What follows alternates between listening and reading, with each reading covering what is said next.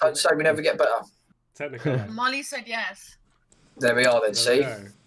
Love a bit of that. Big up everyone, welcome to the Watershed podcast / chat / just random thing that we do. / the worst podcast ever. We're just going to introduce everyone. So we've got myself, Goast. We've got Liam Monaghan. Wave, give us a wave. Peter from Overview, Peter. Give us a wave. Give us a wave. We've got Val. Give us a wave, Val. We've got something. Goat Shed legend. Give us a wave. Oh, the captions are on. Have you not got? Have you got a way to turn off the captions on Restream? Yeah, I'll do that in a second. And then of course, last wife, give us a wave. The captions. Oh no, move on. And then last but not least, we have Saxxon, man. Like, so big up everyone. I think we've got sound now. Is everyone can hear the sound? Yeah. Can you hear me? Yeah, no, we're on. We also have some great captions going through. Wicked. So I want to start off. I think Steph had an interesting question for Saxxon, if you remember. Yeah, I forgot actually. How did you get your name, Saxxon? Why are you called Saxxon?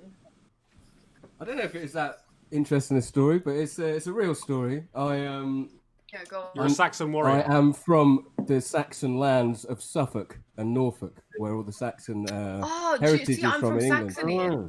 You're from Saxon. There you go. So there's our Germanic area, if you like, of where the Saxons came in.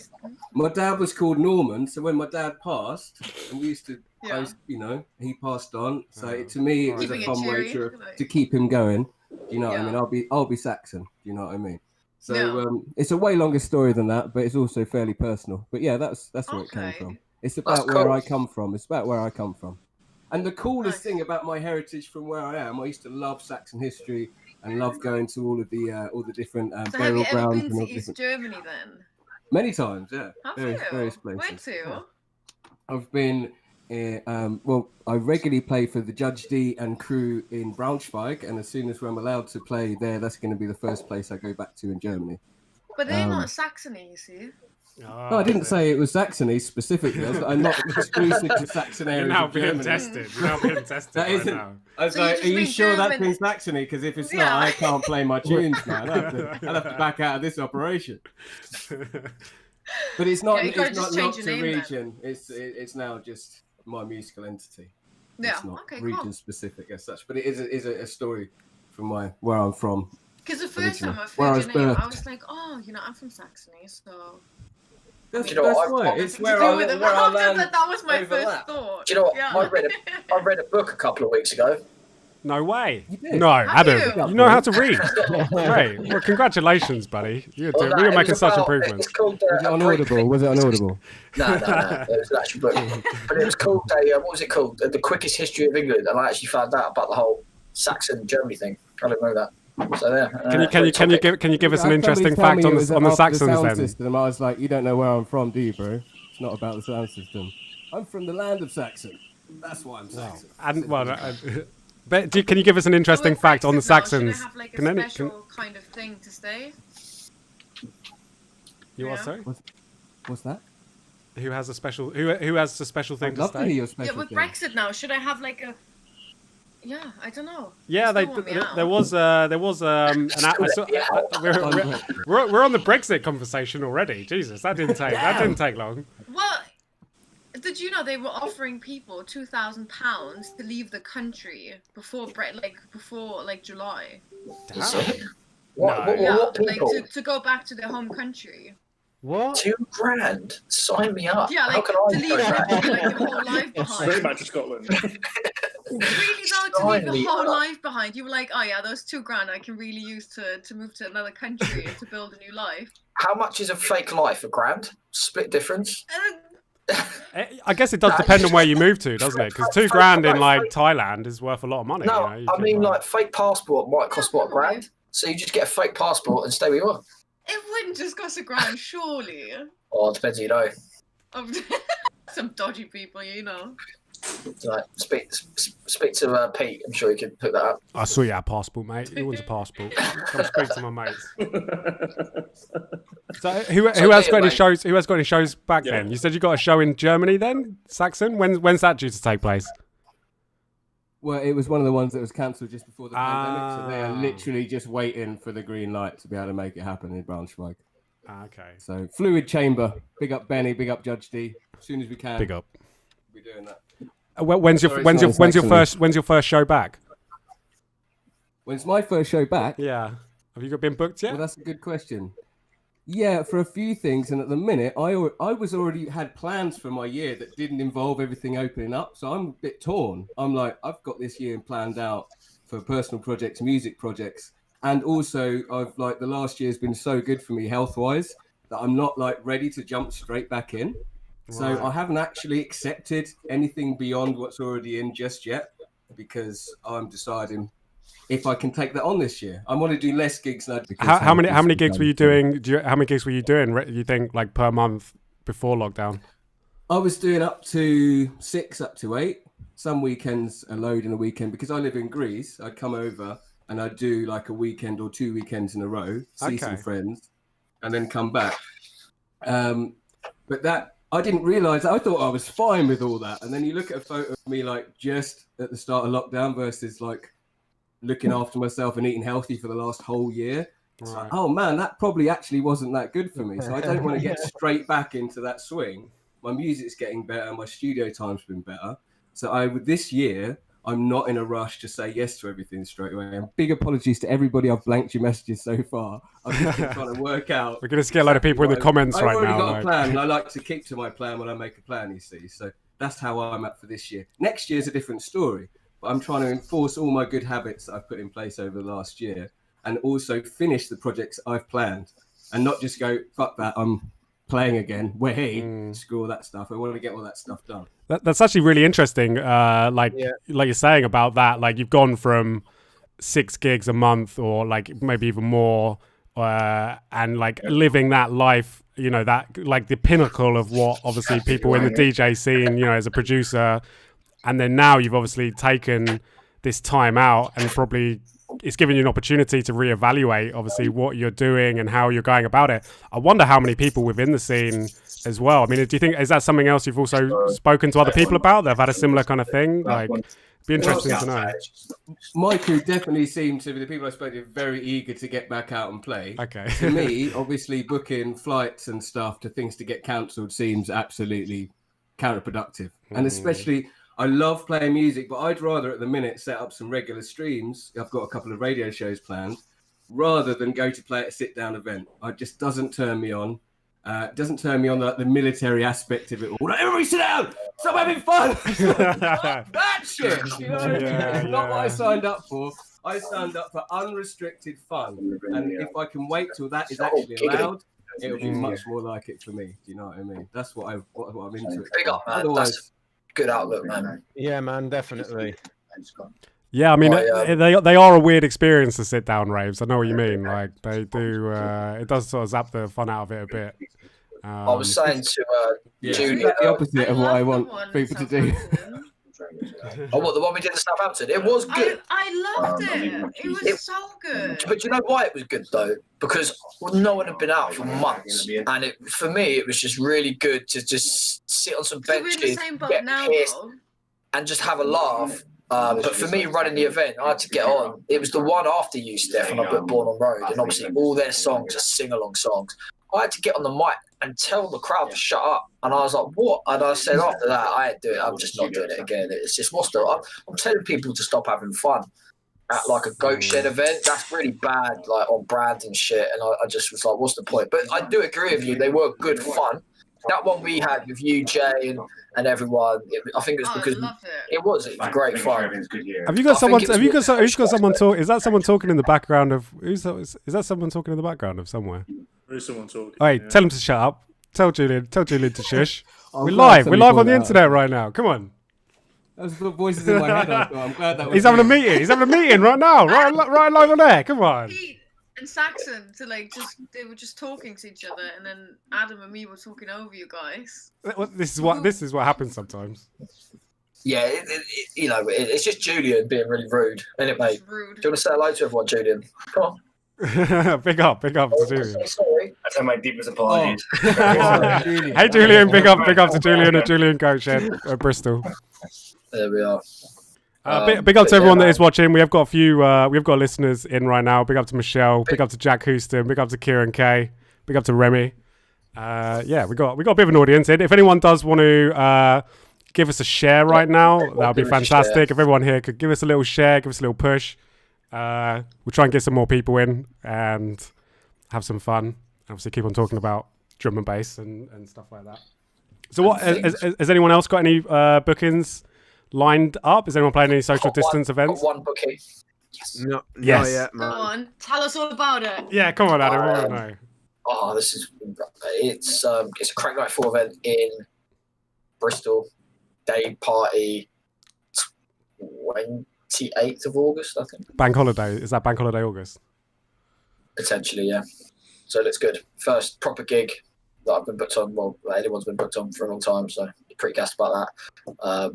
But yeah, with everything, I'm just similar to what I said this to Julian actually earlier. Why's my mic so loud? Like, be prepared for now this summer for like us to just get buoyed by everyone, because no one's going to be interested in what we're doing for ages. Everyone's going to be so hyper fixated on events that they're going to kind of forget who's been fucking, putting out the content for last year, keeping everyone sane. But I said, look, it's going to happen, but just let that. There's going to be a big peak of everyone going mental events, and then it will level back out, and we'll be all right. But I do think, everyone's just going mental for events. I've been emailing agents who I've, had a really good relationship over lockdown, talking really, and they're just like, oh yeah, well, you're gonna have to give us a bigger fee now because of this, and they're just not being very kind and nice, which is whatever. Name and shame. Name and shame. And it's just like, okay, fair enough. Everyone's just super gassed with these like big events, and I think. Come on, Adam. Who are you talking about? Who are we talking about? I'm not calling people out. I'm not about that. Yeah, but I'm not about that. They didn't do anything wrong. Like, I get it. They're getting so much bigger offers. Like, it's not like they've done anything wrong. It's just, from our point of view, it might be a bit annoying, but. Yeah, man, I think it's just going to be... But I don't think people are realising that, one, it's a virus that no one's got any control of, no matter what the government says, and two, it's a government that have clearly got no control of it. Do you know what I mean? So take those dates. I think maybe this we could kind of warn people. I mean, I don't want to get anyone that is watching down too much, but I do. There is talk that the dates that people have been given for the first initial sit down events that are going to penciled in to come back from April. Likely, it's potential that it's not actually going to happen. There has been some inside knowledge and some stuff happening behind the scenes, and we're kind of like waiting for a government announcement at the moment. We should know within the next 2 weeks definitely what is going to happen. I sat down with a meeting with a club, and I'm not going to call any names, yesterday, and from what I understand is they've spoken to other people from the council that they're saying sit-down events aren't going to be happening. Well, it'll be any live performance, I think, is going to be... Yeah, you can sit down in a beer garden, but you can't have live performances at all. That, I think, is what is coming out, so... Brace yourselves, as always we're saying, and we hate to be the bearers of bad news. Do you think it comes to a surprise to anyone, though? Really? No, not after the year we've just had. Not after the year we've just had. Events, I guess. They literally said this last year. It was like, oh yeah, July, everything's going to be okay. Now, I don't believe that. I don't believe that, honestly. Well, you don't even think July or June, you know? No. I mean, what are you guys thinking about Croatia? Like hospitality on the beach, because that's in Croatia, obviously. Like, I'm hoping. I've got my bags packed already, but I'm also aware of it couldn't happen.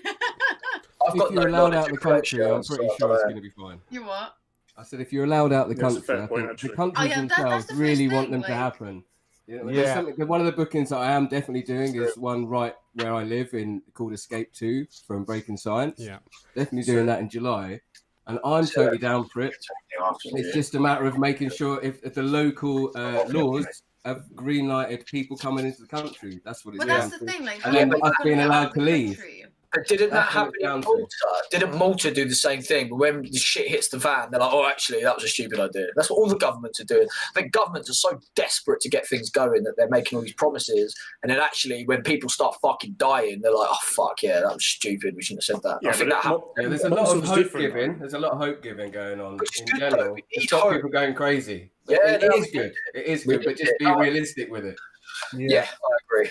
Isn't a way like it's good if you hold on to that hope, but then if you get let down and let down and let down again, then that actually makes people kill themselves. Like I mean, how the suicide has risen over this lockdown. That's incredible. I don't even know what kind of lockdown we're in anymore. It's like the fourth one now. Like everything just turned into this huge. I'm surprised you can even work your way around your house with all the plants you built, mate. Bought.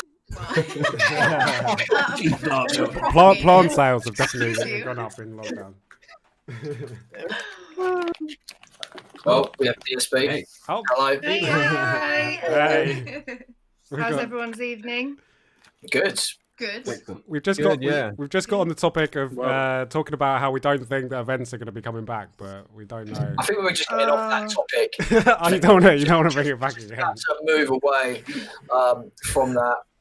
But yeah, I wanted to chat. So. Who was that? Keep the hope alive. Keep the hope alive. Yeah, I hope so. Yeah. I hope it goes ahead, but it's what it is at this point.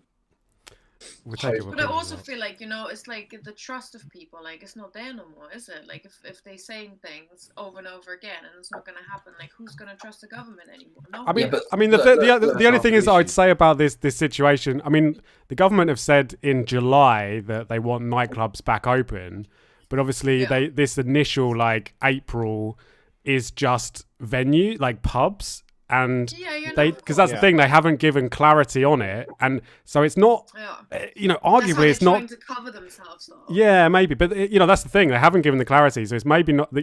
It's the venues and stuff that have obviously taken that date and gone right. Okay, we can do events again and sit downs and whatever, but they haven't given. That's the problem. The government haven't given clear guidelines, and now it could well change again.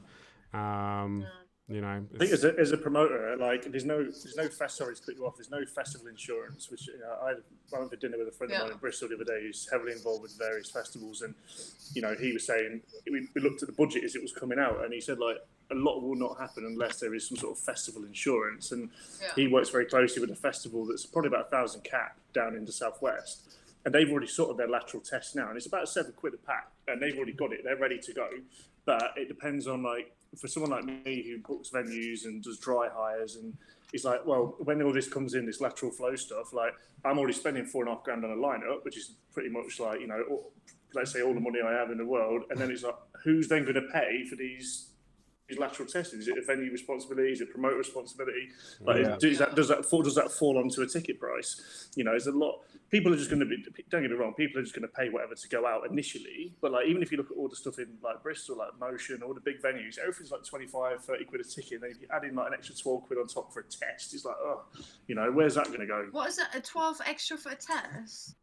No, I'm just saying. So like the guarantee, I know for sure at the minute that one festival has paid about £7 per test. And that's 1,000 person. So if you imagine like Boomtown, which is like 60,000 or whatever it is, who's going to have to pay them extra costs? And in smaller venues where smaller promoters like myself have got like tighter budgets, what do I do? Because it's unfair to charge like £5 a ticket, but then charge £8 on top for someone. It's like if you want to go out, then you've got to do the test. But then at the same time, not everyone can afford to do it because half the people that play my lineups have been out of work for a year. It's a difficult one. How are they going to do it? How are they going to do the flight style passport thing with venues? But are they going to do that though? Because who's going to pay for the cost of that? Well, the government has lost all the money. I mean, the fact you prove you're vaccinated, is that not something that you think will be employed, just like airports are planning to do, where you have your COVID passport basically prove that you've had the jab and therefore you can come onto the plane? Surely that is the same deal for, if that's working there, that should work for venues and festivals, surely. Yeah, I think you'd assume so. I think it's going to be interesting how it works. I'm not entirely too sure how these tests work, so I'm not going to say that I do, just don't. But like, I just think on a festival level where you have got 30, 40,000, 50, trying to get in, like, imagine Glastonbury, like, how's that going to work? And who's going to pay for the passports? It definitely can't come from an NHS thing. I have no idea. It's just But It's still up in the air, they've isn't it? postponed the festival already, haven't they? Sorry? Glastonbury is not happening. They have No. cancelled that. Yeah, it's not happening at all. Yeah, I cancelled early. Yeah. It's probably the sensible bet at this point. Yeah. It's like, but Oh yeah, I mean the amount of money they would have to pay. I did see that they were from something that they were potentially looking at doing a September one. September Glastonbury. Nah, I think they're gonna just postpone it. No, I saw it. Oh, okay. Well, I did see one of them say that they were looking at doing that. Just do a Goat Shed Glastonbury, mate. Just do Goat Shed. Rent a field. Rent a field. To be fair, I've been looking for something to do with that 10 grand sitting in the corner. I mean, 10 million. I've just been looking at it. I'm like, what can I do with that? So yeah, maybe you're right. Maybe I can just do that. You know, why not? There needs to be goats. There just needs to be goats roaming free, just everywhere. Like, Goat Shed Festival was a very serious thing we spoke about, but obviously we're not fucking, we're not pipe dreamers. It's going to take a long time to get to that. But the ideas are flowing, and there's some great ones. Goats, Nan's getting for free. There's going to be a Nan zone. We're gonna have foam stairs. We can kick them down if there's like a dirty banger. Like loads of great stuff. We've got like a room. Actually, I'm giving away my secrets. It's a serious inside info. You think that Adam's joking right now, but he's definitely not joking at all. Absolutely not. He's really serious. Absolutely not. Very serious. Look, we always do weird shit, but the weird shit is what sometimes pays off. So who's gonna play Adam? Well, something's on the blacklist, obviously. So that's never going to happen. I don't know. It'd be cool. You can see a lot of promoters. It's actually quite funny because if you look at a lot of the bookings now, you see a lot of them are the people that are really successful at the stay-at-home festivals and stuff, and now they're just getting booked everywhere. Like TI and Upgrade, I think, on every single lineup that I've seen. So it's quite interesting.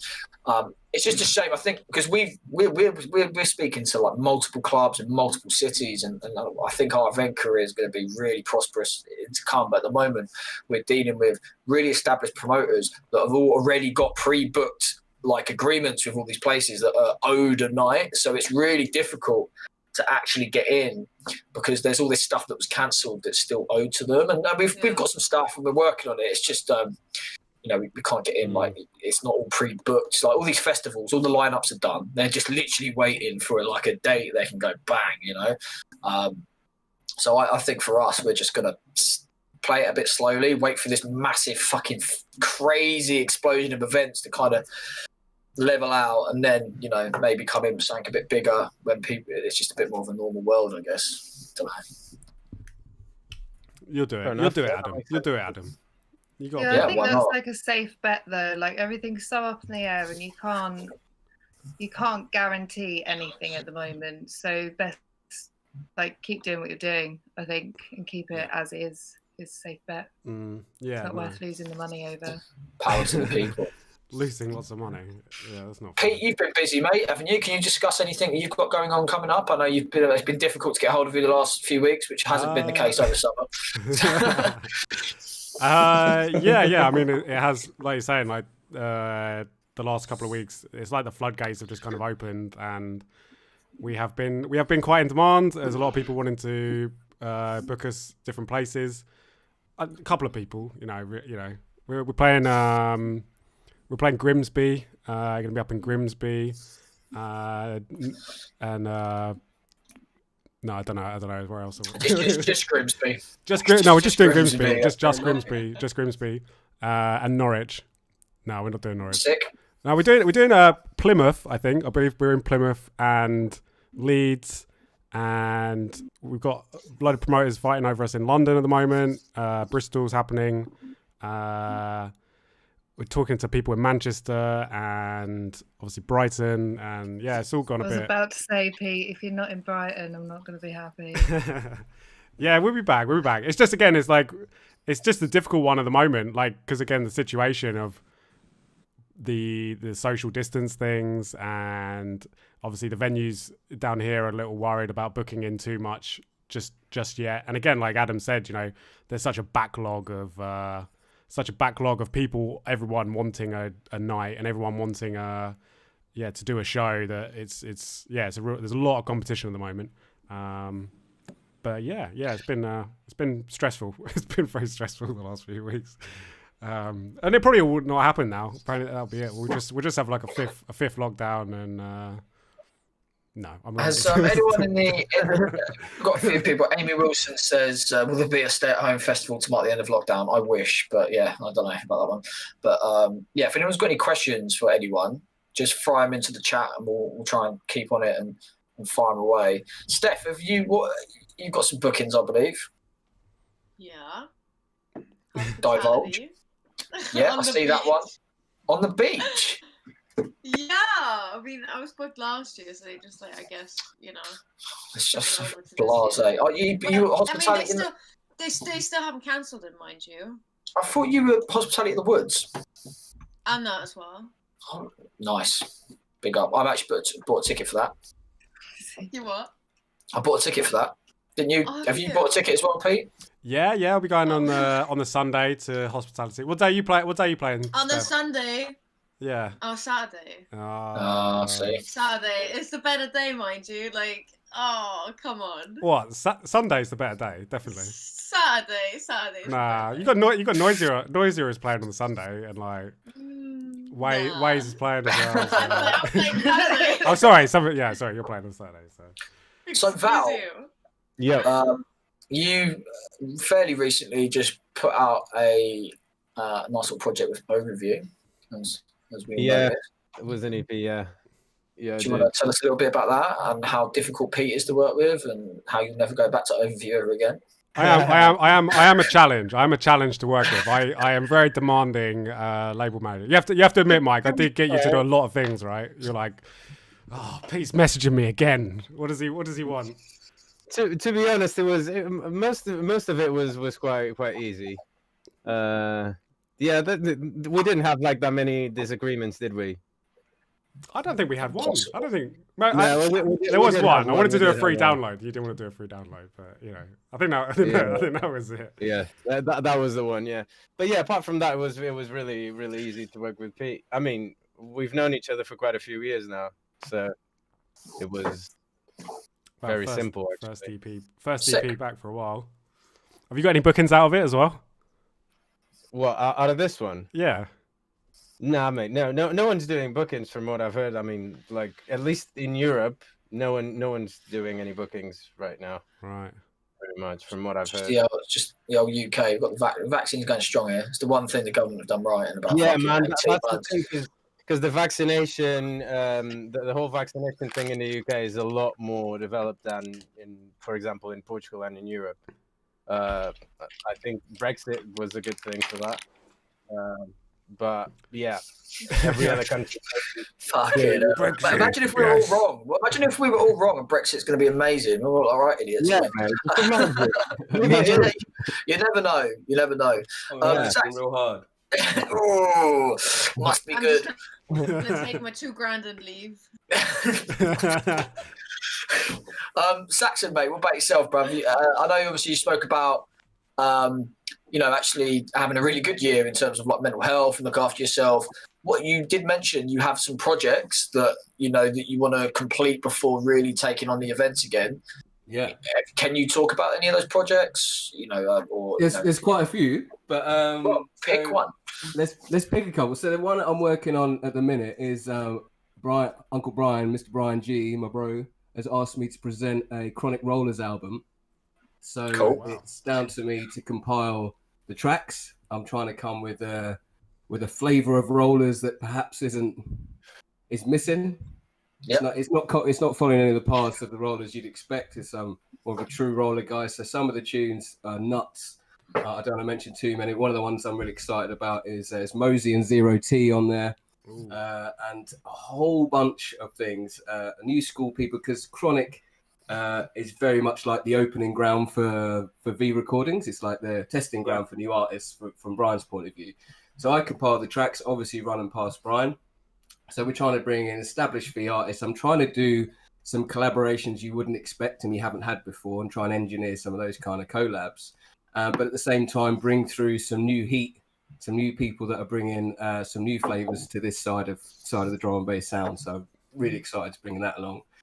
So that's taking up some time at the minute, but that's going to be 15 tracks of some hard rolling funk. And then I've got my own little album projects I've been teasing for a little while that's coming fairly soon. And then there's actually, I've had some fun recently, last couple of weeks, doing some bootlegs that are going to be freebies to give back a bit of love. So they're coming soon. Right, Dubs is going to put a couple of those out for us. Yeah, there's a couple I'm pretty excited about you guys hearing. So soon come. You can't tell us what you bootleg then. One of them, I'll tell you. Oh God, then. It's probably going to be the first one that's coming. Lee Scratch Perry, Vibrate On. Okay. And a big bassline roller style. Sick. So, Nice. so liquid bassline roller vibes. Proper dubby. I will send you my email address after this, so you can send me those tunes. Oh, fuck off! Put me on your promo. Let's have it. Let's get paid, girl. Let's do it. I like the hustle. I like the hustle. I always respect the hustle. Always respect the hustle. Yeah, Put man. that in there. When's the Chronic Rollers I will LP play that Hospitality planned? on the Beach. There you go. That's big. That's big. A special hospitality VIP. That's going to be start of summer, I reckon. By the time that's all sealed off and coming to fruition for release. But yeah, all kinds of fun things. And then some other projects I'm doing aren't even music. They're just some things that I've realised that I really enjoy doing. I'm making time to do them. So I'm giving that. For the last 10 years, it's been 60 hours a week production. Though I don't post every day I'm producing every day for hours. I do my thing, I eat my food, I go back to work out. I have my couple of hours of playtime, seeing some people, go back to work every day. And what I've enjoyed in this period is going, hang on, you don't have to spend every day doing that. In fact, the music's probably even better when you give it a little break and have a day putting your mind into completely something different and then coming back to it. And honestly, since doing that, I've gone from, I never really get writer's block as such. I might be just slow getting into the vibe one night, but from having those forced breaks on focusing completely on something different, I find I'm coming back and I'm laying down a tune like the most 90% of it in the one session by really having that focused time and really sort of shifting my mind. So yeah, man, it's been good. What is it that you've been focusing on? Is it gardening or like maybe knitting or something? I'll fill that in, right? Because Saxxon's actually done something for me recently. He's put a tune on our dub pack, which we will play in a bit. So me and Saxxon, we chat, we speak a couple of times a week, and I call him up, and I can't get hold of him. I'm like, it's fair enough. He lives in Greece, whatever. Then he gets back to me, he's like, I just went for a 30-mile walk, climbed up a mountain, and set fire to some shrubbery, and I'm just having a walk. I don't back. burn that much stuff, really. I'm joking. And herbs. You get up to really cool shit, to be honest, man. I don't know why I asked that for you, but my recent obsession. Basically, where I live, I'm fortunate to be between. My house is between the sea and the mountains, which is a place I put myself because I don't like the gym, but I do like exercise. But I can't just go on a treadmill. I need to go somewhere for like hours and have a point and a reason to walk and go up an incline for hours without turning back. Do you know what I mean? So we go and do these treks. And one of the things I love is swimming in the sea every day, because that's one of the reasons I'm here. Is I love swimming. Everything it does for me, it's great thinking time for studio. I come up with crazy ideas when I'm going swimming. And my buddy here knew that I was kind of down about the fact you can't swim past October. So why can't you? Do your limbs stop working? That's right. Yeah, everything goes in October. No, basically, it gets too cold, and the wind is also like evil when you come out of the sea. Right. See, the word that everybody uses is like, no, you'll get pneumonia. I was going to get a wetsuit, and then my buddy here, Miltos, was told me about Wim Hof, and I was like, I'll check that out. I've heard about Wim, the Iceman, and through following his technique, it's total mind over matter. It's meant that however cold, however rainy, I swim every single day, and just having that at the start of the day every day just means that all other jobs are well easy, basically. So I've been my thing for the remind me of you do that every day. Every day, apart from lightning. Forked lightning stops me. Apart from that, it's windy and rainy, sunny, freezing, snowing, I'll still do it. Mental. So now have you moved because of the pandemic, or have you moved before? I timed it kind of well. I timed it. It was like 6 months before the pandemic. I moved here. Oh, really? But you obviously didn't know there was going to be a pandemic, right? No, no. This is a decision. This is a decision for me. Oh, he's in on it. He's in on the conspiracy. Delicious I think you knew. Yeah, no, it was fairly good time in that sense. So that's one of the reasons I don't go on about it much. Man, Jesus, who wants to hear this? Why did you move to Greece? What was the reasoning behind that? Well, I've been coming here for years and years, and I set my mind to when I was a very young adult to work out how to be in this environment because it works for me. I'm old school. I'm proper old school. I'm a village boy, and I love the fact that people have time for each other here, and they take time to have a cup of coffee and a chat, and it's not all rushed. And I'm totally old school like that. I love it. So when I go outside for my playtime and interaction and have like pre-studio play, I can have a nice interaction with people I've known for years, and then go back into my little compartment and go and do my antisocial 10 hours sit down thing. But really it's because I have no good habits when I'm in the UK. I'll wake up, smoke a joint, get on the beats all day, eat some shitty food from drive-through. You know what I mean? That was me like looking grayer and grayer and grayer. And I was like, no, I need to change environment. I tried to go to swimming pools. I tried to go to gyms. I do not like the smell of every other fucker's feet. It's not for me. It grosses me out. I'm like, no, I don't feel like doing exercise. So why would you smell people's feet? Only through lots of years of deciding what I'm into. You know, you develop. I go to swimming pools to it's smell a bit of feet. a no choice. I don't know if you've been to a gym, but it's just like years of foot funk combined. It's not. You don't wake up and go, I can't wait. So I've got ADHD, so all smells are like massively accelerated to me. So bad smells come at me like sound and everything when I'm like in my ADHD mode.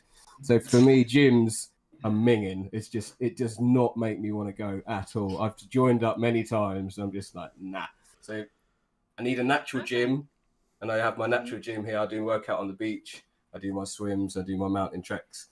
And to be honest with you, I wouldn't put that amount of time in if it was like my brain. I need more stimulus. I need more stimulus than this stuff. It just sends me like, dull. I need lots of stimulation. That's really interesting. The short answer, I need lots and lots of stimulation. And not the wrong kind. That's really insightful. Depends what you take as the wrong kind. Stimulation is good for me. But it's funny, like Britain does have that habit. I think it can be quite an unhealthy place to live in a lot of respects, especially in like cities, and you know, people do really like, you know, go to like somewhere like London, people are just living at such an intense rate, and yeah, you know, working really hard, but don't stop at the weekends. You know, you can like, you know, really knacker yourself out. So do you not think it's? I find I don't fucking stop, man, and I wouldn't say it's where I live. It's just what I do. I don't know. I find the music industry but I get up quite early, but people don't fucking. The music industry don't get up till midday, and so like your phone don't stop till fucking 10, 11 o'clock. I'll be a Sunday night and some fuckers message me at 11 o'clock at night, like pestering me for stuff, and it's like, I don't know. I just find it's just a scene. If you name and shame, Adam. Go on. Call them out. I don't know. Tell them, stop ringing my number. Stop ringing me this late. I'm trying to sleep. It's fine. It's fine. I really like working a lot. Oh, yes. Yeah. It's me. Sorry. But no, I find it's difficult for me to really switch off. I'm so busy all the time, and that's my own fault. Because what happens is I'll do something, we get the studio, and I go, and I'll get someone in to help me, like take some of that off me. And then because I've got an extra hour a day, I go, right, I'm going to do this. I'm going to start a subscription music service. I'm like, for fuck's sake. And then I do it again, and then I find someone else to manage that, and then I'm like, right, now I'm going to start doing fucking a fest. Do you know what I mean? So I just constantly fill my time up with things to do. I'm so driven, and although it's difficult, it's what gets me going. I love just being busy. Like, I haven't been bored for about 4 years, honestly. I feel that, man. Yeah, I just haven't. I don't. I've been tired and I've been like, I can't be fucked to do anything, but I've not been like, I've got nothing to do, because that's never the case. I think that's what we're chasing as well. I mean, that's what we're chasing. Like, it's like the feeling of not getting bored at any point. Mm. So I agree. Yeah. It's about the journey, man. It's not about necessarily the tune at the end. It's about making the tune, I guess, or it's about putting on the event, or it's about building the studio. Once it's there, you're kind of like, oh, I've done that now. I kind of just want to do something else. For me, anyway, it's the addiction of kind of... The daily sense of achievement is a really good thing to be addicted to. To go to bed at night and tick that off and be like, yeah, I did something today that was something worthwhile for my path, man. That's healthy. Definitely. That's a healthy addiction. So good. I mean, we all know, music doesn't pay, and I've spent 4 years of my life spending rent money.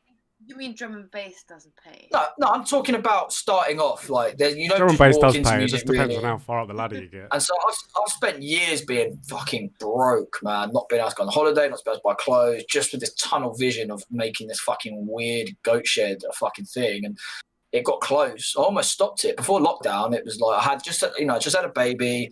I wasn't making any money, and I thought, what's the point? And then obviously things really did kind of go really well for us, and I was kind of lucky I stayed on. But it takes I think a lot of dedication to stick at something that doesn't really give much back for a long time. That's why passion's key to this thing. If you haven't got passion, you're really in the wrong thing. That's the one thing you really gotta have. You've got to really love it. Otherwise, all those knocks are going to be 10 times more painful if the passion isn't the bedrock of your whole perspective on it. Then nobody can hurt you. Then I tell you what, this is a good question then for the audience. How does anyone have any advice for how you would stay motivated and how you would stay passionate about it? Does anyone have any advice they would give? Daniel Greenwood go for long walks on mountains. They should legalise cannabis and just put a link. I don't know what that is. Okay, don't click it. The thing is, I've been struggling with motivation lately, quite bad. And I was putting this thing out, and the thing that the people said the most, right, of what gets them motivated is not listening to drum and bass. I don't listening to any other music than drum and bass. To write good drum and bass, it's best to not to only listen to drum and bass, otherwise it's gonna. But the thing is, me, so it's like me, right? I mean, I've drum and bass is my favorite, and I never really listened to anything but drum and bass, and I never really have. But are you a DJ more than a producer? I mean, I only just started a year and a half ago, and I'm a DJ, and I produce. So I guess I'm both. I'm same really, But I think samesies. That's our new production name. Same. Because I've listened to drum and bass all my life, I've got such a good understanding of where I want my tunes to be and what I want them to sound like. I know what I want, and it's good in a way, but also it's rough sometimes. Because you compare yourself too much to other people. You don't get a new perspective on it. Be like, oh, this tune sounds nice. I'm kind of other genres, as an example. But with drum and bass, I always constantly compare myself to other people, and I'm like, oh, I don't sound as good as this guy. And then I'm like, well, this guy has been producing for 20 years. You know what I mean? What do I expect? And that kind of a catch-22, because it's difficult sometimes. Definitely be in competition with yourself, compare yourself to the old you more than anybody else. But I need to stop that, and I know I need to stop that, but it's so hard to not look at other people and be like, oh, but I'd rather be... No, it is what it is. You are what you are, and eventually you get there. Stick to the plan, man. Yeah, definitely. Yeah. One of the things that I found in lockdown that kept me motivated was I had all my streaming stuff set up, and I didn't start streaming. I just started mixing to myself, which is exactly what I did when I first started mixing. I didn't have anybody around me that was into it. I had nobody to impress. I had nobody's attention I could get with it. I was a little kid. Did you mail your own mix CD to yourself? I never thought of that. Oh my god, new mix CD. I wonder who this is. Sorry? What I was saying was at the start of lockdown, what I did was just get all the tunes, because I wanted them anyway digitally, because I had them on vinyl. I got all the tunes that I first started playing with, and started just playing them. And it started through showing my techno mates some old school D&B. And while listening to it, it's these were the tunes that got me into producing. This is awesome. Do you know what I mean? I'm feeling that same feeling I had at the start. So my advice to people, just off the back of that, if you are having a tough time with motivation, take yourself back to your original inspiration. What triggered you to be a DJ or a producer? What was that point? Try and revisit that in some way. And that's why you haven't had streams from me. So I've just been on the decks for hours on end, having a great time. Do you know what I mean? Yourself, It's not. But that's the most else. important thing, though. But that's the most important thing, and that's I think where people go wrong, you know, because they're trying to impress other people. Find it. They're not actually trying to impress themselves and like showing themselves what they can do, but they're so. You see it. So, like I don't really know how to explain it, but they want to show other people like so much what they can do rather than looking after themselves and doing something what makes them happy. This is key, absolutely key to enjoying the process. I could have looked at this as a job for ages ago, but having that central has been something that's always maintained the fun. And that's also why, like, I stopped now. Like, I mean, I haven't done a live stream in ages. Like, I mean, I guess Stay at Home was the last live stream I did, you know. But like, I stopped kind of, you know, and just like concentrate on like producing and stuff like that, you know, because it's fun, like. You know, and it's like instead of like doing the same thing over and over, I'm actually getting sick of the tunes I'm playing on live streams because it's like there's not only so many tunes, but it's like you get so many tunes sent, right? But then it's expensive for me to like actually go and buy tunes to then play on the live stream that don't get me flagged, to don't get me kicked off. You know, like what's a like a solution? That's why you should play on Goast, mate. You don't get kicked off of Goast. Every time I play for you, I get kicked off. Oh yeah, you do actually. To be fair, it's because you play the I can't even get kicked off. You play those baities. Oh, fuck off. But no, I do you know what? I've never produced, and I don't think I ever will. You know what? Like the last time it got me kicked off was a Shy FX tune, right? Well, yeah. No. Listen, it wasn't. No. Listen, it wasn't under Shy FX's name. He's got a different name that he makes. And the computer said. The computer said it's still signed to Sony Music, so. What's his name? There's another, I don't know, and like it had a different name on it. It didn't say Shy Vex, and I was like, why did it get kicked off? No, I was thinking. It's Warner. Basically, Warner are just ruthless with everything. I've said this a million times. Goatshed's like whitelisted by most labels. If we do get a flag, I just email the label and I go, look, can you sort us out? They're like, yeah, sick. Warner and Sony. Huh? But Warner and Sony, you can't do that. And I've even spoke to people who I know who like Red Rum, you know. Mate, I've got the CEO of Sony on my phone, mate. We'll give him a call. I'll give him a call. I'll be like, mate, come on, sort us out. Goastshed want to get whitelisted on their Facebooks. But no, going back to what you were saying, Sax, about like going back to your roots. Like I started on vinyl. I used to love DJing, man. I was obsessed with it. I never had my own decks, but I used to go around with my mate Christians every day after work, get a spliff, and just fuck us. Can I come on yours? Can I come on yours? Can I come on yours? You know, once you get that bug for it, and I loved it for a long time. And then I just got into shit. I had to sell I did get decks. I sold them, moved to London, and I fell out of music for a few years. And it's why I started Goastshed. I hit like 25 and I was like, oh, I kind of missed that bug, you know. But I've never really got that drive for I get bored mixing. Like I'll try and mix, and even if it's new tunes, after half hour, I'm like, oh, I'm bored. And unless I'm playing in front of a crowd, or there's like a live stream that's got hundreds of viewers on it, it doesn't give me that buzz. Yeah, like it's a hard one when you see like, oh, there's 5 people watching, and you like try like. For me, it's just a bit disappointing, though, isn't it? Yeah, I don't. You know, I feel that I'm a competent DJ. I don't need to. You know, I just get new tunes. I can play whatever. I don't need to practice. I know I can go play a set out of brand new music and it easily and not like fuck it up. And so I don't feel I just don't. It's just not something that really gets me going anymore. So I'm kind of jealous that you've still got that real connection to it, because I really wish I did. I try and force myself to mix more and more, but I just also don't. I feel like live streams are like a bit awkward. Do you know what I mean? Like when you like, I mean, the thing is, the second I know there's a camera on me, I get awkward. I'm like, red light fever. So it's the same thing. You go and like smash a mix. You're like, I'm gonna record it now, and you just fuck it in 10 minutes. Yeah, the second you press it, like even like just like simple things like pressing stop on the wrong record. Yeah.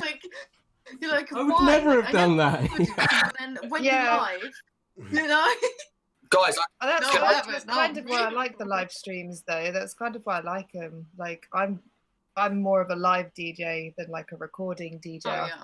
I hate recording to save my life, but as soon as that record button for live streams there, like you're live, that's it. It's like it does have that element of performing. Yeah, I agree. It's like you can't cook up, so you won't cook up. You know I do all the time. I feel like I do way worse than if I would say I'm a lot more experimental, a lot just better DJ when there's people in front of me. If the crowd's going mental, I'll smash in mixes and it'll be the best set. But when I'm at home, you don't have that inspiration, you don't get that energy. Mate, you gotta picture I'd rather yourself have one person in the house when I'm doing a stream than nobody. One person. Human. Amazing. Sorry about that. It's all right, Liam. It's fine. Sorry, mate. Sorry, boy. Sorry, mate. He's back. Nice to have you back. You just got a picture in your head. Do not just shut your eyes and like pretend you're Andy C. Like in a big night.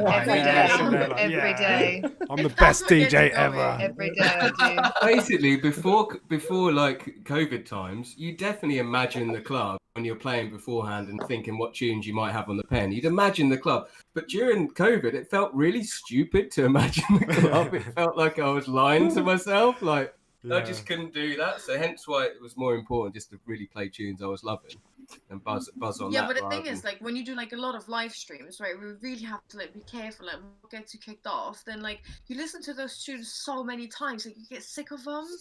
And I think you're really unlucky. I'm so sick of listening to the same tunes that I'd rather not play because you need more tunes. Really, more tunes. I think.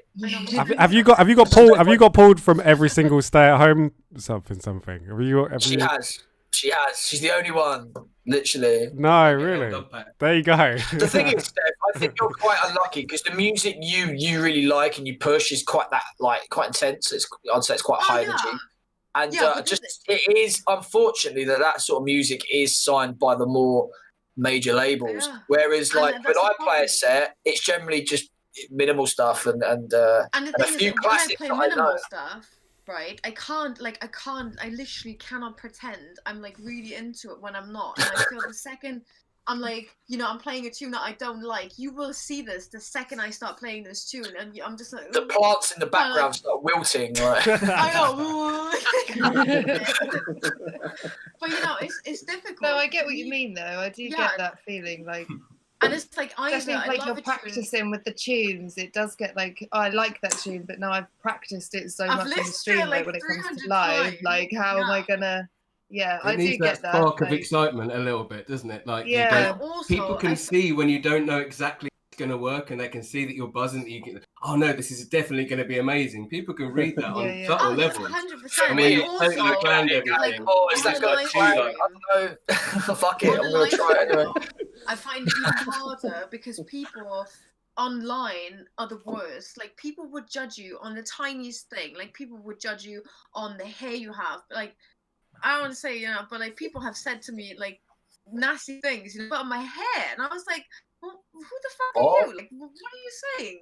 So like I used to have like this bubble on my head, like and someone like people in like drum and bass heads group, they were like, oh, she got a fucking dead squirrel on her head. Them, man. like you'll find people like that don't comment on Goast anymore because they know they can't get away with it. We just block them. I mean, just don't get it. Like and it's like it's not people like people judge you. It's like, the weakest form of person. Don't worry about those. But the thing is, some groups, and I'm not naming names, but we all know them, don't moderate. And they just let this fucking toxic shit just bowling ball through. And it's almost like they don't really judge you on like what you do, and like but they unfortunately it takes away from the music. About these people. It's always bloody. Unfortunately, I feel this women people pick on mostly. Like you always see when a woman's playing, if they're dancing weird or they don't look weird, they pick like geezers just it becomes about tits or about their size or about the clothes that they're Paris wearing. Hilton, not even mixing. I'm fucking block gone. See you later, you fucking idiot. The thing is, I watched that documentary. She can actually mix. Who, Paris? Yeah, but it's not even that. It's just like why is it the second a woman gets on, do you feel that you need to like just take the piss and criticize when you wouldn't do that for a man? And I've noticed it being someone that runs a streaming platform, and it's not every time. And Watershed actually is now pretty safe, I'd say. Like stay-at-home festivals, obviously we get a huge audience, so like it's you know, you're always going to get the odd fucking swap. But like, usually we're okay now. But it's just why do you something and DSB? Why do you think that is? If you were to say, why do girls get more negative comments in that way than men do? Do you know what? Honestly, I think guys. Question. Like, I don't have to right. So, in my opinion, I feel like guys navigate that one. So girls are an easy target. You know yeah, I think so. I think it's bullying. Yeah, definitely. They're a bit more scared and a bit more like, oh, it's a guy, where they think, oh, it's a guy. And it's like the whole big man culture, like, as well, I think. Yeah, but I think they know they wouldn't get away with that. Well, they think they won't get away with that, say that's a geezer. Like, it confuses me. Like, why would you put that on a stream that everyone's going to see and realise you're a bit of a weirdo or a bit of But I dick, think like, some people being might that actually way. Why would you publicise that? Fishing like for like, oh, he's so cool. He said something terrible about this girl. Oh, look at this girl. I think it's just the weakest form of individual that has a way to potentially hurt someone with the ability to run away from the argument immediately. These people should never be given any attention whatsoever. It's bad attention. It's toddler business. Please disregard it. Do you know what I mean? Yeah, carry on doing your thing. Round of applause. It's just whack. Anybody that does it is listening, you're whack. I'm going to email you a gold star for that, Saxxon. Big up you.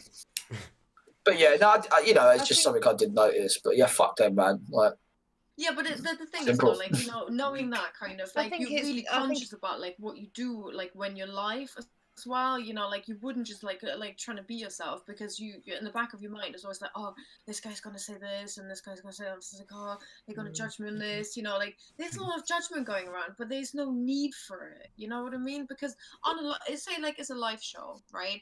And you just do whatever you do best, right? And no one fucking judges you. Like, no one says, oh, look at the t-shirt she's wearing. Like, oh, look at the hair. Ugh. Like, no one gives a shit. Everyone's having a good time. But, like, now, people, I think, like, lockdown has really brought out either the best or the worst in people. Like, it's given idiots free entry to clubs. That's the other thing. People wouldn't even come out. These are people who'd still be at home complaining about something there's no rule on live streams, is there? Well, people like so bitter at the moment. They like struggling with so many things themselves. You know that like, this is kind of like the outlet on. Isn't it like really spicy burritos? You shouldn't judge. Do you think it could be because they're intimidated as well? Like they maybe are threatened by like some people are threatened by female DJs. Yeah, I think there is a certain level of intimidation that comes with it as well. Like, oh, okay, so maybe it isn't as male dominated, and like, how comes they can do it that quickly or that well? And it's for some guys, not just some guys, but for some people it takes forever to pick up something like just as simple as beat matching, and then there are women that they've maybe had issues with in the past, and it becomes like awkward for them to like face their ego, if that makes sense. Like, it's just very strange and quite sad behaviour. But Steph, seriously, those people won't be at a club event. They're just people that have got free access to something to whinge at. Can you imagine the people being like, you know, come up to you after a show, but like, I hate your hair. Well, to be fair, Steph, to be fair, after the first day at home, to be fair, Steph, like, I know there is the negative, but like the positive, like you get loads of love online now from stay at home and stuff. So there is like, I would ignore those very few people. Like I think the majority. No, I know. Do you know what? It's just a few. It's a few, you know, but the thing is that kind of makes it like sticking out so much, you know, because like you get all this like action and like feedback from people, like, and you know, just like generally it's really nice, like the community that has built around all of the Goat Shed, and like it's so good, you know. But then one negative comment just like pierces through, and you're just like, ooh, keep your armor up. Yeah, for me, it's I've had several comments like after I've played like a live gig, and I've had people go, "You're sick for a female DJ." Yeah, do you know what? I think that's how. I think people like that are just ignorant. I don't think they realise what they're saying. They're not very well educated, and I think people like that, you just need to go, mate, you know, rah, rah, rah. I think there's like, I don't know. I just think someone like that is just not really thought about what they said, and they maybe not seen too many female DJs or whatever. And I think just saying, look, mate, really, it doesn't. What do you mean? And maybe having a discussion with them. I don't know. It's fucking it's down to their problems. Yeah. Yeah, it's the idiots. But it's because all social media is based on comments mainly, and comments being king means that negative things create so much more conversation, which brings more attention to negativity. You can't be writing a positive post and expect everybody to think of something positive to respond. It's like hard work. But write something controversial, no problem. It will keep flowing. So people I think lies spread 80 times faster than actual truth. It's like Vice. That You look at Vice. That is a fact.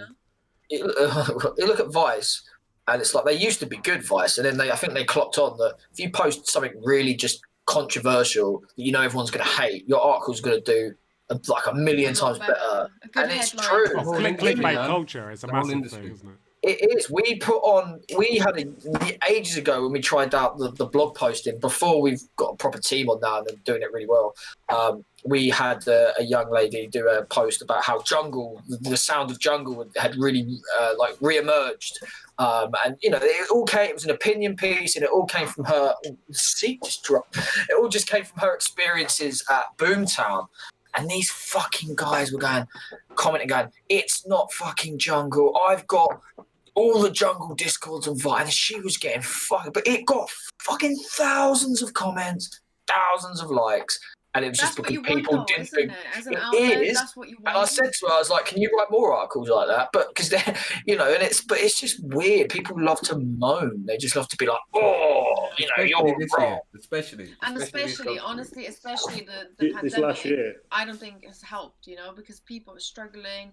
People having I mean, their mental well-being probably isn't at the best. You know, and then it's such an easy target just to pick on someone online, just to get it out there, just be like, "Oh, I gave it to that person." You know what I mean? And then just get into this huge thing of like, it's absolutely ridiculous, you know? Yeah, clown shoes all round, man. Clown shoes. Simple as that. These people need to take up some kind of sport or something. They just need a hug. They need a hug, and they need to be told it's going to be all right. Everybody needs a hug right now. So Liam, mate, we haven't really spoke to you much about what you've got plans and introduce who you are. So do you want to tell us a little bit about yourself and give us your life story? What you've been up to? Because I know you're a busy guy, bro. You've got a lot of cool shit happening. So yeah, let us know. It's still a bit. It's been a bit mad, really. So I'm from like a reggae background. He's there. Is he there? Oh, I'm here. Can you hear me? Yeah, I can hear you. I can hear you. Yeah. Someone just said they couldn't hear me. Basically from a reggae background. So at uni, I've been writing and play. I grew up with skinheads. So I was listening to like Northern Soul and Motown and Stax Records and that kind of stuff. And I didn't really get into reggae until kind of like I was like 15 and stuff. And I'd got such a massive like record collection in my head of things that I loved from my parents, and then started my reggae show, Reggae Roots and Bass, and at uni I was the only one who was doing reggae. It's all like house in Leeds. I went to Leeds, and it was wicked, and I carried the reggae thing on, did lots of stuff, moved down to London 2 years ago, and I've always promoted events, and then this sort of last year took it quite serious, but obviously COVID got in the way. And yeah, we've got loads of wicked cool stuff. We've got a couple of Bristol dates, got Amsterdam, got a date in Amsterdam as well. And yeah, so these events have just come out of nowhere. I started producing in January, and the first thing I actually did, you guys had, which was amazing. Ended up getting Radio 1 play, don't know how that happened. Ended up getting in like D&B IDs and stuff, and it was just like, has anyone seen this tune? And I was just like, I'm just sat here, like, I've only been doing this for like, I almost felt quite guilty because like, obviously people spend years making music, and it's kind of like I've just knocked something out, and I feel almost a bit bad. And it was like I've just been really driven with it, you know. Been really driven with it, and I sacked off my job the other day, and I'm actually starting my job as a COVID vaccinator in Chelsea in 2 weeks, which I'm really happy and proud to do. So just gonna keep making music, man. Sick, man. Sick. So I actually took one of the tracks off you. It's on our dub pack that we released a few days ago, and man like Saxxon as well.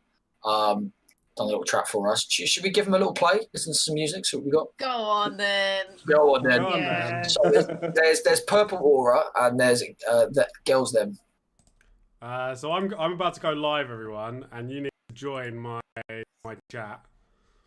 You can see. You can join my. You've got to join my screen. You need to click the watch stream. On there. I'm gonna mute the microphone when I'm watching the stream because otherwise. Cool. We'll get some background echo. So should we play Purple Aura? So Purple Aura. So you're saying that this is your first is your first ever tune? Yeah, so I got this out at the end of. I say that's really bad, isn't it? I made this at the end of January, and I used a very good mastering guy. So I'm still learning. I'm not ashamed to say that. And I use a guy. It's Break basically. Break masters all my stuff. Break Goast produced it for me basically. Yeah. So he that was brilliant. And so at the end of January I did this. All right. Well, we'll go into this.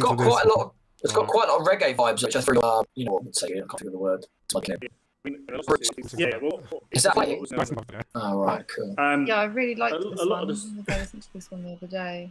It's just, for me, it's kind of like a lot of the stuff that I think earlier on, I think Lady was saying about, something was saying about how, you know, she listens to drum and bass. So I like drum and bass, but I don't go on my way to listen to a lot of drum and bass, and I listen to a lot of reggae, a lot of dancehall, and a lot of the influences, samples that I'll use are from like old Notting Hill Carnival, like, you know, Saxxon sound from like 1960 and stuff like that. And so that's a lot. I try and get that in a lot of my tunes. So big ups Aisha in the chat from New Zealand. See ya. Rob Milner also see ya. Dane. Mate, Pete. I'm looking at your screen, and I was kind of like just scrolling down unintentionally. I see you. This is how I see what else you had there, but I didn't even clock it that it was your screen for a second. Cheeky. Naughty.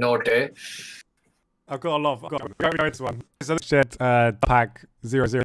That's exclusively on our Patreon if you do want to go and check it out. Adam will drop a link in the comments right now to get you to go over there and.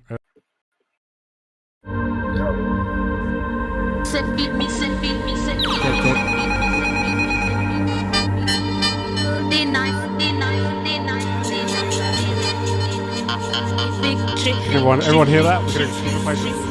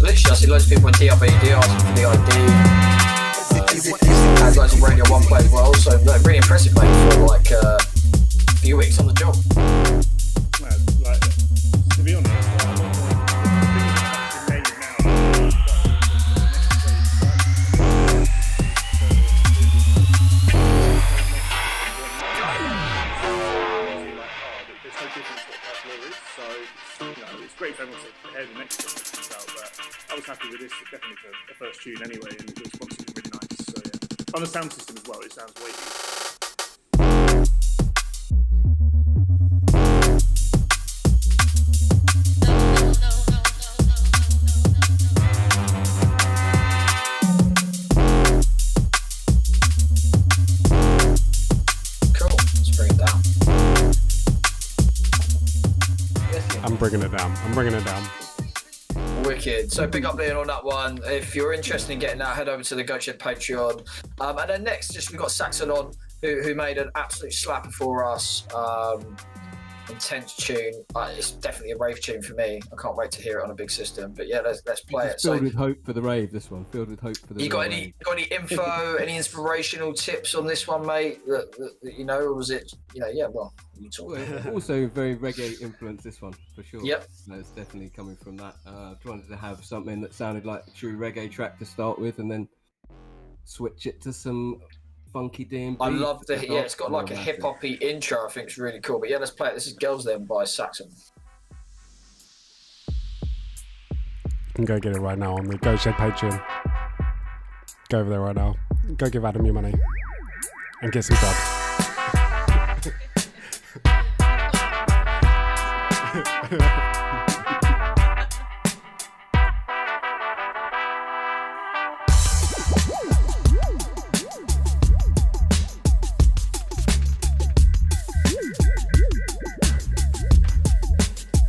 See that girl?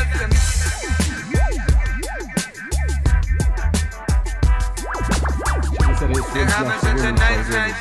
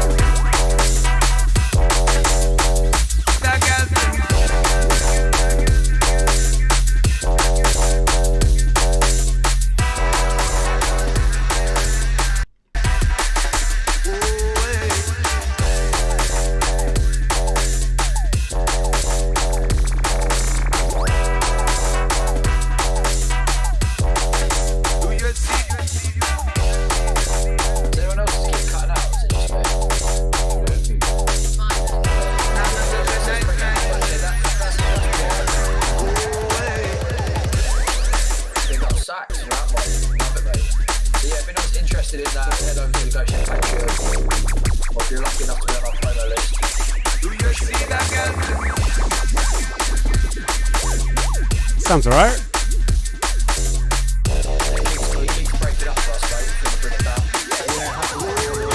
Might be my internet.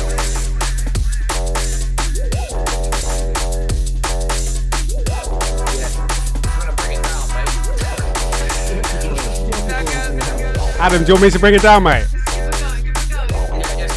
Adam, you want me to bring it down? You want me to bring it down?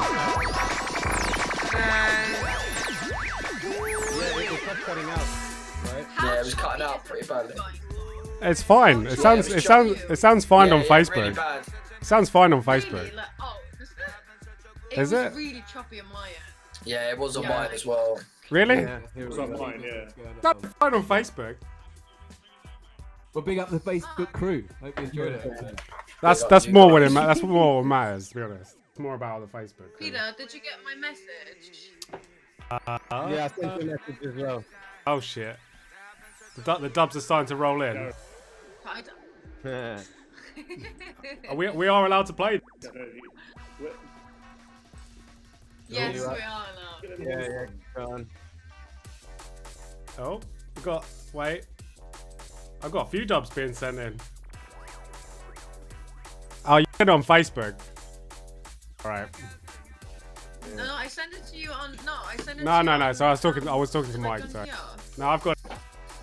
Pete, I've got to say, I'm loving your curls right now, Pete. This is actually my new look for lockdown coming back. Like very rebellion right. That wine be hitting. That wine be hitting. A bit of a dead squirrel. Look at that. It's like it's Princess Leia's just woken up. Where's Luke?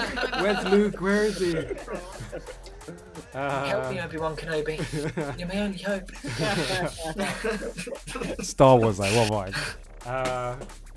Star Wars is sick, mate. Don't at me. The original 3 films. And the prequels, come on. No. They were ruined. They got ruined. Not Phantom Menace. Run it, man. Oh yeah, I loved them on the first view. Lightsaber. The nostalgia, but the second view was a bit telling. You know what I mean? There's a really great Mr. Plinkett's reviews on YouTube. I don't know if anyone's ever seen them. The Star Wars reviews. Definitely, yeah, so worth watching. We all know the prequels are trash, but they're so trash that they're brilliant. Oh, my computer is. I'm trying to download some files right now, but to be fair, mate, I'm pushing. The tunes are being really jumpy. They're for you. For you, they are. They're all right for. Yeah, they're fine on Facebook. They're fine on Facebook, so you can shut up, basically.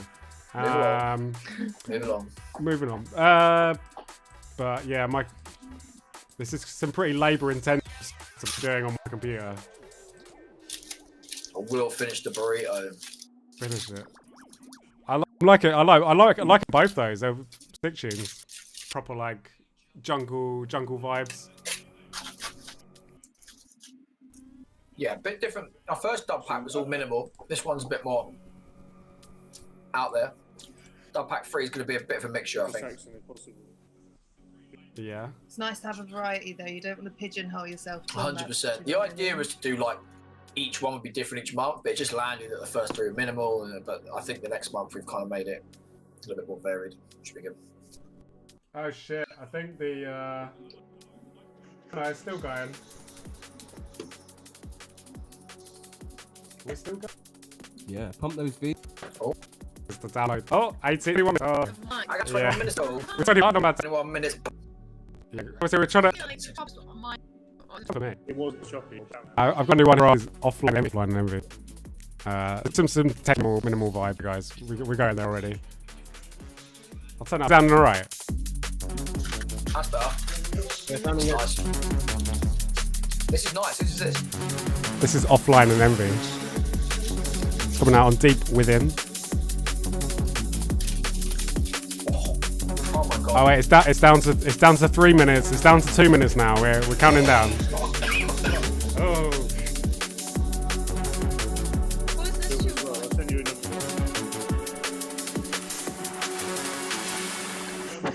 I'm just gonna. I think it's Offline and Envy. Oh yeah.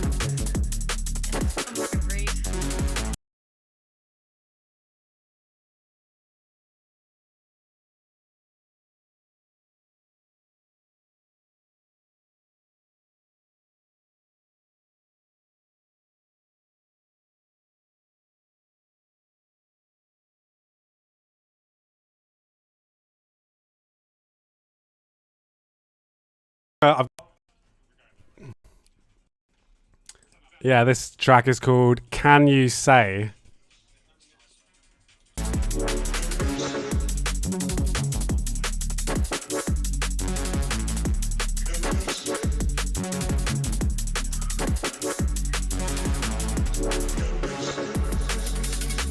I'm just going to download a WAV at a time. Oh, 52 seconds.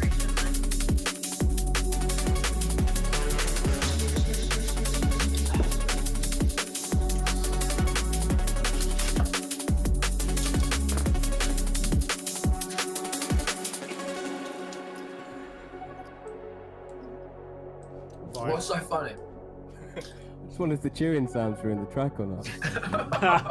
No, that's actually just part of the track. There's some hella Foley work going on in this rhythm. I do have a track here, which is by something. So we're allowed to play this. Are we allowed to play this? Yeah, we got the go ahead. Who's coming out? Who's coming out? I can hear someone. Go on then. I can hear myself coming out. Coming out on the 9th of April. Huh? Oh wait. Oh, not on my end. That's actually me. Sorry. Sorry. The 9th of April. It's coming out on the 9th of April. Yeah. Yeah. Yeah, it's coming out. Fantastic. Fantastic. What else do you want to know? Well, who's the original bike? It just says "No You Remix." It's Clue. I've done a few tracks with them actually. You don't have a clue, do you? No. You don't have a clue, do you? Kirk and What? Junior Dad Red. jokes. Yeah, big up to Clue. Big up to the Clue You guys. have no clue what's going on right now, do you? They're incredible, and they honestly, they're so amazing to work with as well. Like, so if you ever wanted to collab with them, like, they are the best people to collab with ever. Yeah, they've been doing. Those guys have been doing like. I found out something very interesting recently. So my uncle T, like he was one of my mum's best friends growing up, but he actually used to MC over Jungle with Junior Red, like back in the day. Big up Uncle T. I only found that. I only found that out recently. I was like, what? That was pretty mad. And yeah, we used to. Clue, so. With Clue as well, like I actually like I got to know them because I love their tunes. Like all of their tunes are just so fucking good. Like I messaged them. I was like, "Oh, can you send me some tunes?" Because I don't really want to like pay for all of my tunes. Like if I'm playing them, like I don't like. Lockdown started. What's that? That's something in my eye. What's? Shh. Adam's telling you how he puts together a good set. Right? It's a Scottish retreat where you hum and Tibetan voicing about it. You get secrets for free, but you know it's fun. Oh, shut up. All right, I'm gonna play this tune right now. This is forthcoming something. Mix you. You. Now let's go. There we go. Don't touch it.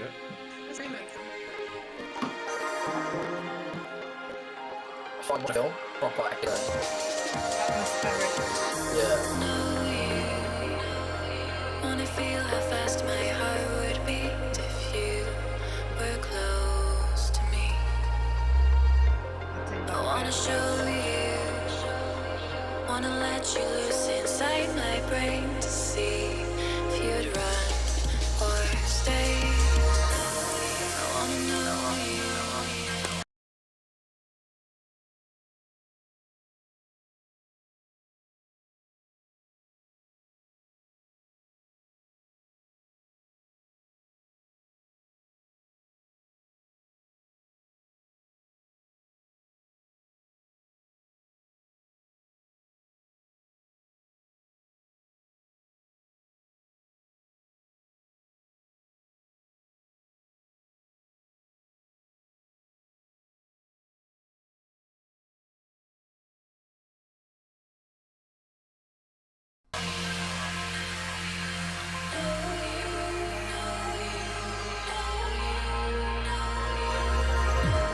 I wanna show you, wanna let you loose inside my brain to see if you'd run or stay.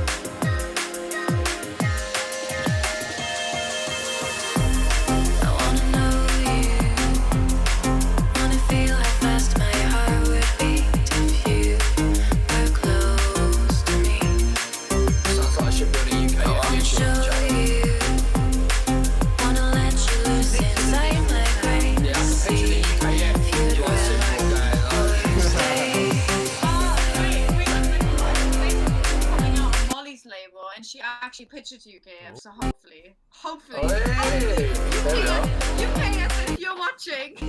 I'm sure they are.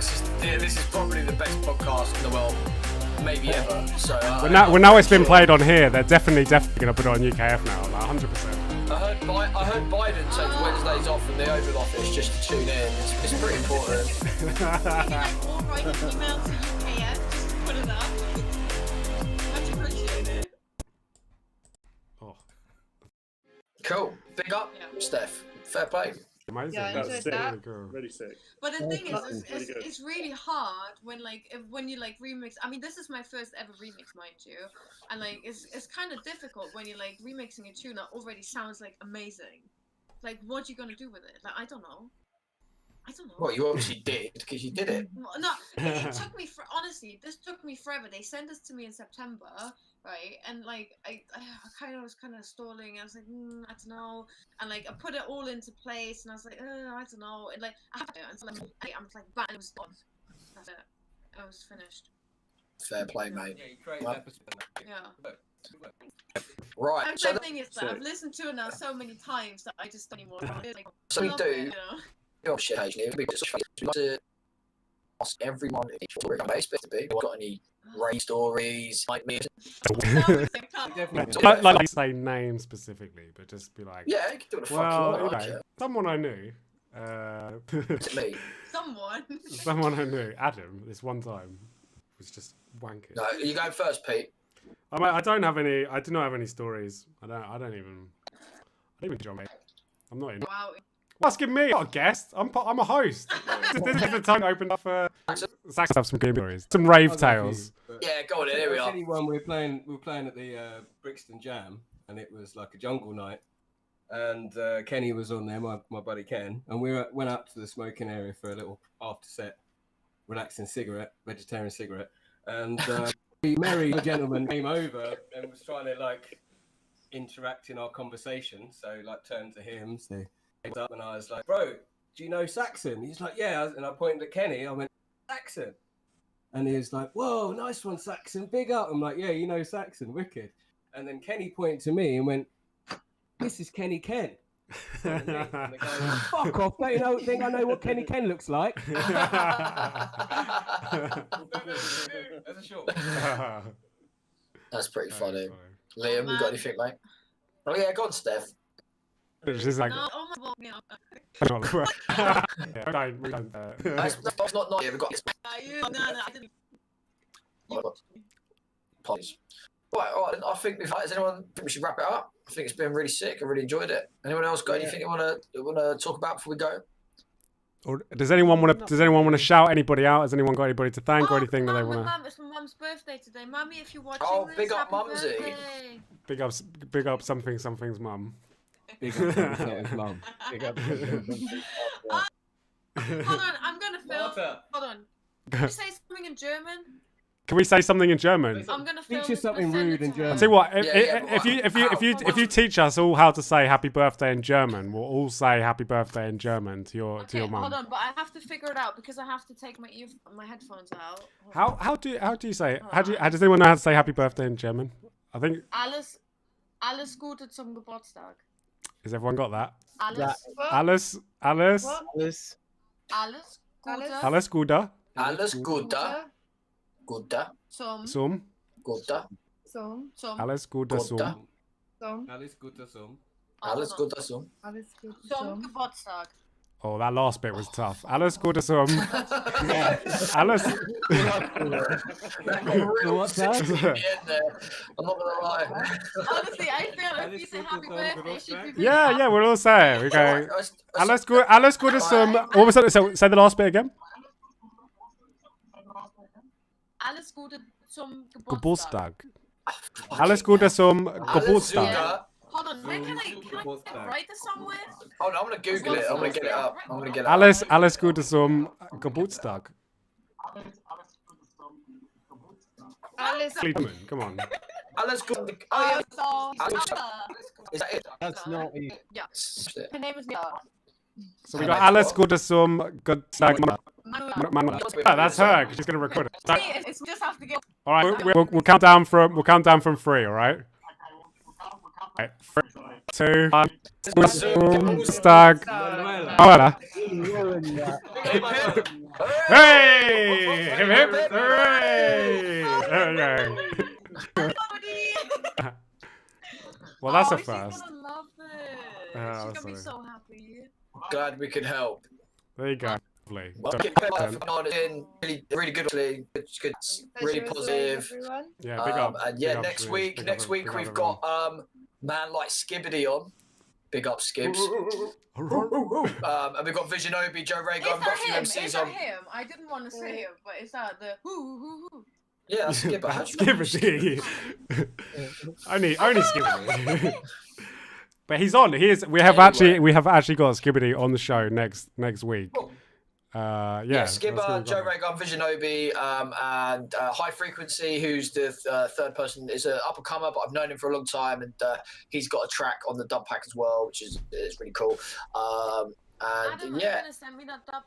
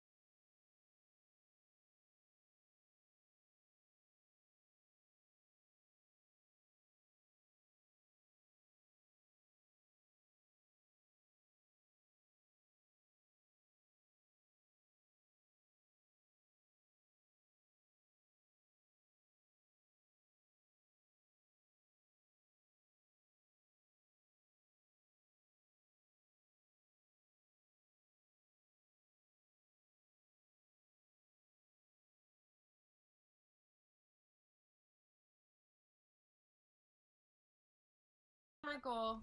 Yeah, I've sent it in the VRGs group ages ago. Literally, the VRGs get the dubs before they're even officially dubs. Oh my god, I'm like on. I've never even known. Like, I mean, I know. That definitely sounds like a you problem. I'm not gonna lie, but you know, just go into the track and like it's there. Obviously, we don't release it until that month, but I'd send it to the VRGs early. Oh, I got it. I can see now. Let's see, so there's 3 on there. There should be and high frequencies. And then I think we've got some on next week. We'll figure it out. There'll be some more people. And like, if any, you guys are all in the VRG chat now. So if you do see a podcast and you fancy just dropping in, just come and drop in. Like, it's casual, man. You can see it's not like an interview thing. We just sit here and we just have a bit of a chill.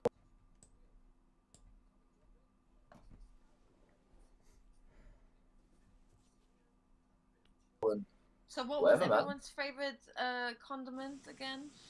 Ranch dressing. Yeah, let's end with that. Well, Caesar salad as well. Caesar salad dressing is pretty good as well. I do like a good Caesar salad. Alright, we do a top 3 because it's so difficult to choose on one. It is. It's so difficult. Me and Perrin's Worcester sauce forever. Oh, that's a good shout. That's a good shout. Yes. Right, I'm going to start with the top left of my screens. That's DSB. 3 top dips, and then we side out. It's difficult, barbecue isn't it? sauce. Yeah, classic. Barbecue sauce, peri peri sauce, and Probably burger sauce or like a chutney. Oh, good I can back that. Good burger chutney. I'll go next. It's got to be supercharger, so like spicy mayo. Nando's fucking garlic and what's the herbs? Garlic and lemon herb. and Nah, herb. not lemon and herb. Oh, mate, that's good. Yeah. Nah, not lemon and herb. It's the mixed herb one. Garlic and herb. It's the one you get in the bottle. You don't get it as like a choice. You get it in one of the bottles. It's like Yeah. that is 10-10. My trips. Yeah, that's the chips. peri sauce that I like. Yeah. And then what else? What can I do? What do I like? I like a good just a good hot sauce. Scotch bonnets, hot sauce. Is good, yeah. Yeah, got to love a bit of hot sauce. Liam, mate. I'll go Encona, do a ghost chili, ghost pepper sauce. Big fan of that. 100%. Yep. I'm up there with Liam Perrin as well. Worcestershire sauce. Yep. I'm HP brown sauce. Yeah, I love that at breakfast, A bit mate. HP and a bit of Worcestershire sauce. Way too Proper British for British. me, man. Proper British. Yeah. sorry about that. Mate, the only thing I eat brown sauce on, there's only two things I eat brown sauce with, and that's a fry up and cheese on toast.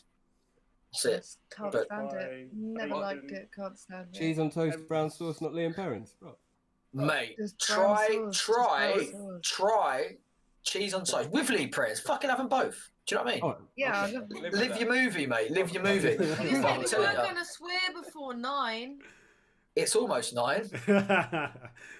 We haven't started doing these later. So we're launching radio in a few weeks, and we're taking it really seriously. We've got a big full radio team, and I think big. There's no point doing second half, so we're going to really try and push for Dab. Obviously, that's not going to happen anytime soon. We understand it's a long process, and so we'd like to start how we mean to continue. So we're going to have like a 9 p.m. Watershed, which is where this show crosses over the 9 p.m. and hopefully you can anyway.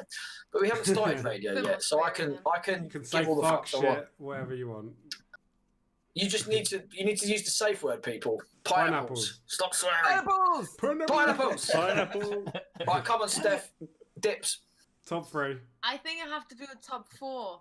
Okay, that's fine. There's no rules here. Do what you want. But it's nothing really like first. Like they're all first actually. You know? Okay, that's fine. Whatever you want, mate. A really nice aioli. Yeah. Oh, Not yeah, a lot of I cheap can one. back Has to that, be yeah. nice. Has to be real nice. Then So- piri Nando's hot mayonnaise. Yeah. Ooh. And then Bayona. Peri is drizzle. It's called Bayona ketchup. So it's like organic ketchup, but it's much better than ketchup actually. They Sounds treat very the positive. tomatoes really well. They look it's- after the it's not- tomatoes. it's and, not the sweet. tomatoes have a lovely It's and not happy sweet. life. We sing to our tomatoes. We tuck them in at night. They get No, no they're good. swearing. And then And what- the third one was a hot sauce from Nando's as well. It's it's That's- called Veravusa or something. It's in a small bottle. What fucking Nando's do you go to? Vusa? No, I don't guess Tesco. Go mate. Was that your 4? Was it? Yeah, that's my fault. Sick. Sax. I know Worcester's up there. You got two to add. Worcester's important. It is Very nice. Can you get that in Greece? Can you get that in Greece, or do you have to get that imported? You can get that at the local store. That's one of the Can things. you? that's allowed. Shit! Wow. Yeah.